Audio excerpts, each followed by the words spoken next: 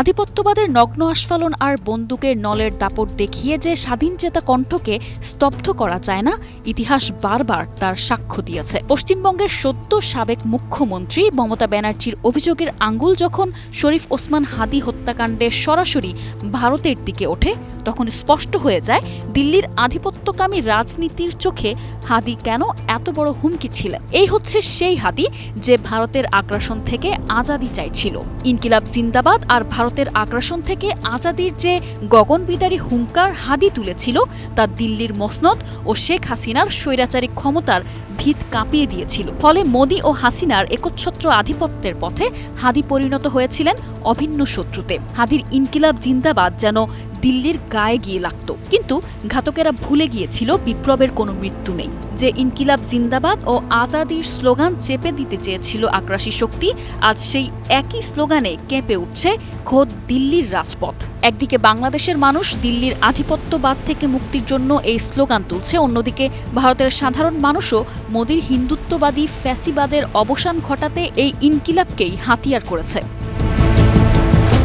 যেসব চাটুকার সাংবাদিক এতদিন শাসকের দোসর হয়ে সত্যকে চেপে রাখতে চেয়েছিল, তারা এখন আন্দোলনের জায়গায় দাঁড়িয়ে ক্যামেরার সামনে সরাসরি বিক্ষোভকারীদের আক্রমণাত্মক প্রশ্নবাগে ফেলতে চাইছেন কেন তারা এই ইনকিলাব জিন্দাবাদ স্লোগান দিচ্ছে। আসলে ভগৎ সিং ও হযরত মোহানির এই ঐতিহাসিক বিপ্লবের আহ্বান কেবল দিল্লির ক্ষমতার ভিতকেই কাঁপিয়ে দিচ্ছে না, বরং মোদির পোষা এবং তোষামতকারী মিডিয়ার দালালির মুখোশকেও এক লোহমায় খসিয়ে দিচ্ছে।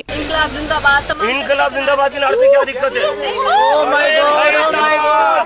मैं कह रहा हूँ ना, ये मीडिया जो 20 दिनों से নগদ নিয়ে এলো হার না মানা হার অফার। সর্বনিম্ন 10,000 টাকা রেমিটেন্স নগদে পাঠালে থাকছে স্বর্ণের হার জেতার সুযোগ।